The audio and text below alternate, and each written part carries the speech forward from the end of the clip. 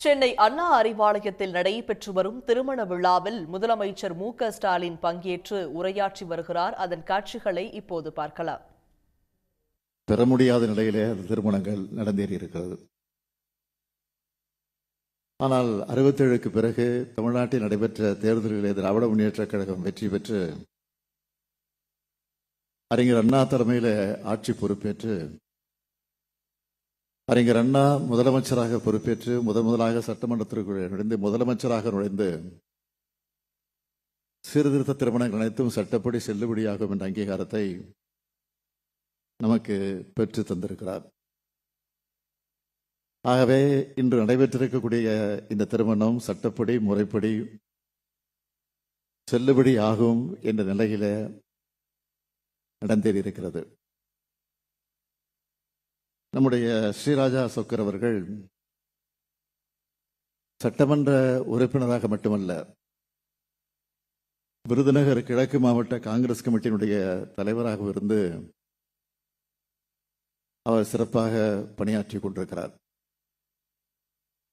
இவருடைய தந்தையார் திரு சொக்கர் அவர்கள் விருதுநகர் சிவகாசி தொகுதியினுடைய சட்டமன்ற உறுப்பினராக இருந்து பணியாற்றியவர். தமிழ்நாடு வணிக நல வாரியத்தில்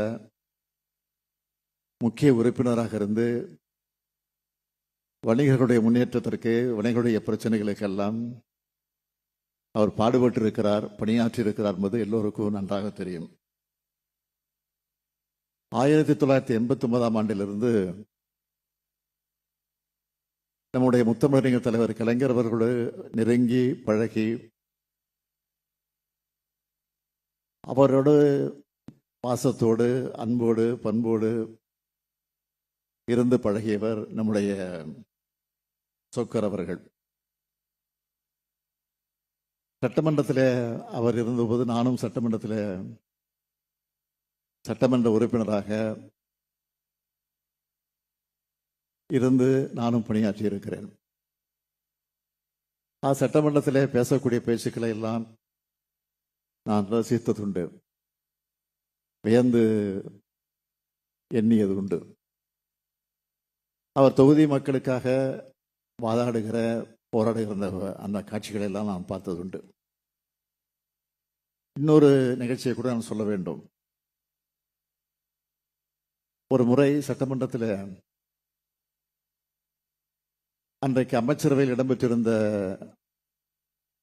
ராமகிருஷ்ணன் என்கிற ஒரு அமைச்சர் அவருடைய மானிய கோரிக்கையை அங்கே விவாதித்து அதற்கு பதில் சொல்லுகிற போது அவர் பேசி முடித்ததற்கு பிறகு சில அறிவிப்புகளை வெளியிட்டார். அந்த அறிவிப்புகளை வெளியிடுகிற போது அதை முழுமையாக படித்தார். அப்படி படிக்கிற நேரத்தில் படித்து முடிச்சதை திருப்பியும் படிக்க ஆரம்பித்தார். காரணம் என்னவென்று கேட்டால், அந்த அறிவிப்பினுடைய பட்டியலை டைப் செய்யும்போது ஜெராக்ஸ் காப்பி எடுத்திருக்கிறாங்க. அந்த ஜெராக்ஸ் காப்பியை வச்சு அவர்கிட்ட கொடுத்துட்டாங்க. அது அவருக்கு தெரியாது. அதனால பதட்டத்தோடு படிக்கிற போது திருப்பி அதையே படிக்க ஆரம்பித்தார்.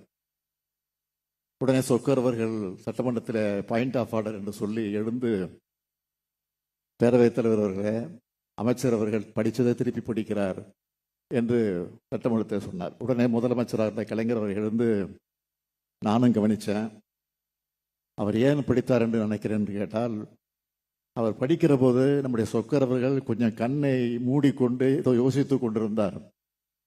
ஒருவேளை அயர்ந்து தூங்கிவிட்டாரோ என்று கருதி ஒருவேளை திருப்பி படித்திருப்பார், எனவே தவறாக நினைத்து விட வேண்டாம் என்று சொல்லி அதை சமாளித்து ஒரு நகைச்சுவையான ஒரு சம்பவத்தை அங்கே ஏற்படுத்தினார்கள். எதற்காக அதை சொல்கிறேன் என்று சொன்னால், அந்த அளவிற்கு சொக்கரும் கலைஞரிடத்தில் உரிமையை பெற்றவர், பாசத்தோடு பழகியவர். என்னிடத்தில் பல நேரங்களில் பேசுகிற போதெல்லாம் சட்டமன்றத்தில் எப்படியெல்லாம் பேச வேண்டும், எப்படிப்பட்ட கருத்துக்களை எல்லாம் எடுத்து சொல்ல வேண்டும், சட்டமன்ற உறுப்பினராக எப்படியெல்லாம் பணியாற்ற வேண்டும் என்று எனக்கே பல நேரங்களில் அவர் பாடம் நடத்தியிருக்கிறார் என்பது குறிப்பிடத்தக்கது. தலைவர் கலைஞருடைய கையால முதலா தமிழ்நாடு அரசினுடைய காமராஜர் விருதை நம்முடைய சொக்கருக்கு தான் தலைவர் கலைஞர்கள் தேர்ந்தெடுத்து முதலாக அவர் வழங்கினார்.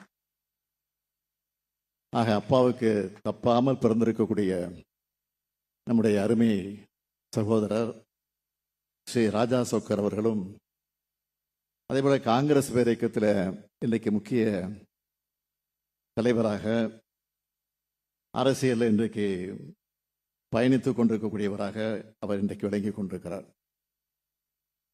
மணமகனுடைய கொள்ளு தாத்தா மதிப்புக்குரிய ராஜாக்கனி அவர்களும் நீதி கட்சியினுடைய ஆதரவாளராக இருந்தவர் என்பது குறிப்பிடத்தக்கது. அதேபோல மணமகளுடைய குடும்பத்தோடும் நமக்கு ஒரு நெருக்கமான உறவு இருக்குன்னு கூட சொல்லலாம். எப்படின்னு கேட்டிங்கன்னா, காஞ்சிபுரத்தில் நம்முடைய பேரறிஞர் அண்ணாவுடைய இல்லத்துக்கு எதிரில் தான் மணமகளுடைய தந்தை சரவணன் சந்திரசேகரன் அவர்கள் வீடு இருக்கு.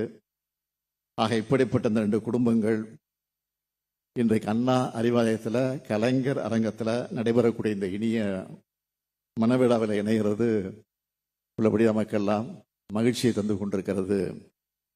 திராவிட முன்னேற்றக் கழகமும் காங்கிரஸ் பேரியக்கமும் ஒரு காலத்தில் வெவ்வேறு பாதைகளை பயணிச்சிருந்தாலும், ஆனால் இன்னைக்கு நாட்டுடைய நன்மைக்காக, நாட்டினுடைய நலனுக்காக, தமிழ்நாட்டினுடைய வளர்ச்சிக்காக, அதையும் தாண்டி இந்திய நாட்டினுடைய ஒற்றுமைக்காக ஒரே அணியில அதே சிந்தனையோடு நாம் பயணித்துக் கொண்டிருக்கிறோம் என்பதுதான் குறிப்பிடத்தக்கது. அதிலேயும் இன்றைக்கு காங்கிரஸ் கட்சியினுடைய இளம் தலைவராக விளங்கி கொண்டிருக்கக்கூடிய நம்முடைய அருமை சகோதரர் ராகுல் காந்தி அவர்கள் தனிப்பட்ட முறையில் என் மேல காட்டக்கூடிய அன்பை அதை என்னால் வார்த்தைகளால் சொல்ல முடியாது. மற்ற அரசியல் கட்சி தலைவர்கள் எல்லாம் நான் பேசுகிற போது, விழிக்கிற போது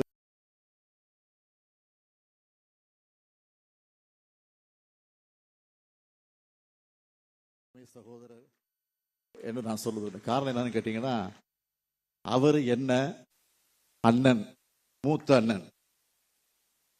எப்போ பார்த்தாலும் என் ஃபோனில் பேசும்போது சரி, நேராக பார்க்குற சரி, மை டியர் பிரதர் என்று தான் சொல்லுவார். ஆக அதெல்லாம் என்னால் மறக்கவே முடியாது. இதுக்காக சொல்றேன்னா, இந்த அளவுக்கு அரசியல் நட்பு மட்டுமல்ல, கொள்கை உறவாகவும் வலுப்பெற்று இந்தியாவோட கொள்ளாக இன்றைக்கு எதிரொலிச்சு கொண்டிருக்கிறது என்பது உங்களுக்கெல்லாம் தெரியும். இந்த உணர்வைத்தான் நான் எல்லார்கிட்டையும் எதிர்பார்க்கிறோம். தனி மனிதர்களுடைய நலனை விட நாட்டினுடைய நலன்தான் முக்கியம் என்ற உணர்வோடு அந்த நட்புறவு இன்றைக்கு தொடர்ந்து கொண்டிருக்கிறது. இந்த 2 அரசியல் இயக்கங்களுக்கு இடையில் ஏற்பட்டிருக்கக்கூடிய இந்த புரிதலும் கொள்கை உறவும் நிச்சயம் இந்த நாட்டினுடைய எதிர்காலத்தை காப்பாற்றும். அது உறுதி. இந்த மகிழ்ச்சியான நேரத்தில் மணமக்களை அன்போடு கேட்டுக்கொள்ள விரும்புவது, மணமக்களுக்கு அவர்களுக்கு பிறக்கக்கூடிய இந்த குழந்தைகளுக்கு அழகான தமிழ் பெயர்களை சூட்டுங்கள் என்று நான் இந்த நேரத்தில் நான் பெற்றிருக்கக்கூடிய இந்த உரிமையோடு அந்த குடும்பத்திற்கு என்னுடைய வேண்டுகோளாக வைத்து மணமக்கள் எல்லா நன்மைகளையும் பெற்று சிறப்போடு வாழ்ந்திட வேண்டும். புரட்சி கவிஞர் பாரதிதாசன் சொன்னது போல, வீட்டிற்கு விளக்காக நாட்டிற்கு தொண்டர்களாக இருந்து மணமக்கள் வாழ்க வாழ்க வாழ்க என வாழ்த்தி விடைபெறுகிறேன். நன்றி. உடனுக்குடன் செய்திகளை தெரிந்து கொள்ள சன் நியூஸ் பெல் ஐகானை கிளிக் பண்ணுங்க.